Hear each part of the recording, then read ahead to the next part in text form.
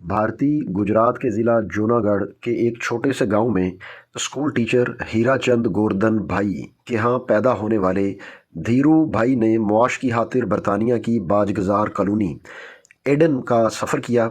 वहाँ petrol pump पर नौकरी की। इस तरह के मामूली काम करके कुछ पैसे जमा किए और 1958 में भारत वापस आकर अपने कज़न के साथ ज़ाती कारोबार शुरू किया। बम्बई के मस्जिद बंदर इलाके में खोला गया पहला दफ्तर 350 मुरब्बा फुट पर मुश्तमिल था, जिसमें सिर्फ एक मेज़ और 3 कुर्सियां थीं।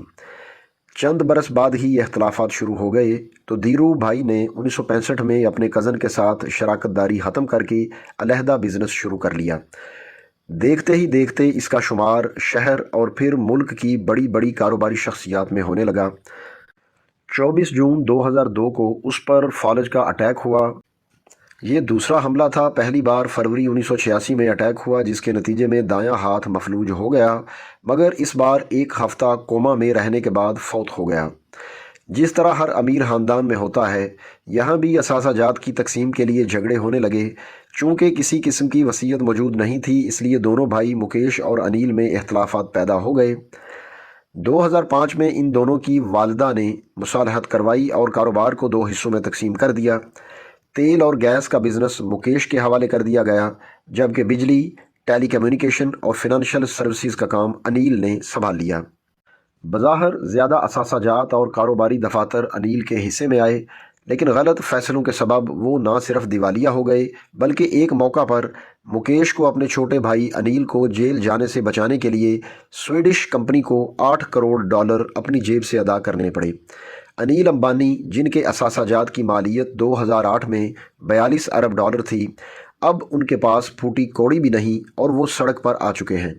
जबकि मुकेश अंबानी की दौलत का तहमीना $120 अरब है और उनका शुमार दुनिया के 10 अमीर तरीन अफराद में होता है।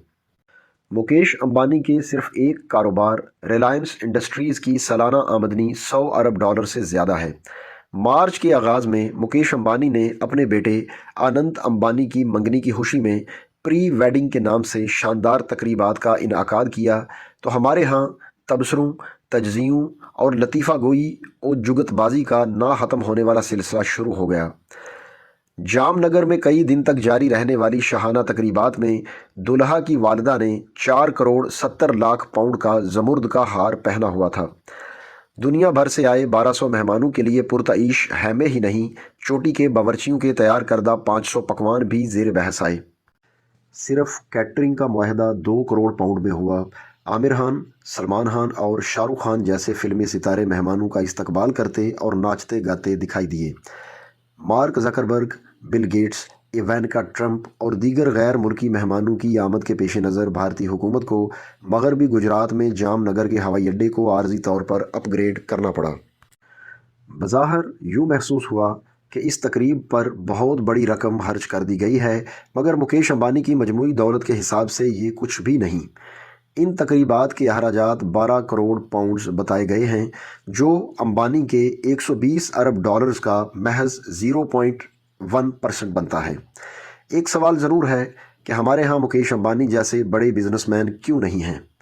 सवाल तो बनता है कि वहाँ अडानी, अंबानी, बिरला और टाटा हैं, तो यहाँ कारोबारी शख्सियात क्यों नहीं हैं।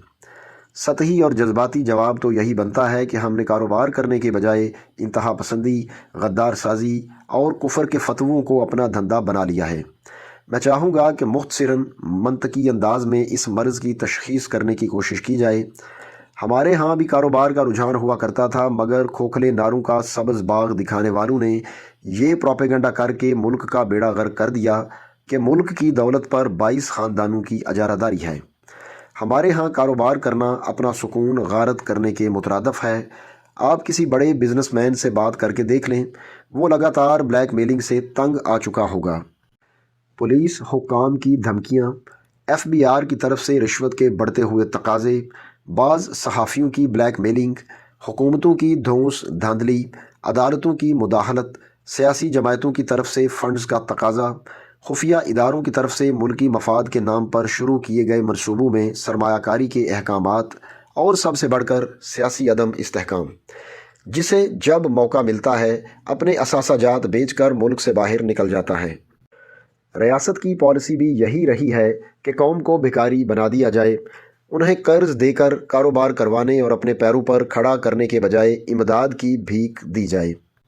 بے نظیر انکم سپورٹ پروگرام، رمضان میں راشن اور آٹے کے تھیلے اسی حکمت عملی کا حصہ ہیں۔ جو تھوڑا بہت کماتے ہیں، ٹیکسوں کا بوجھ لاد کر ان کی کمر توڑ دی جائے۔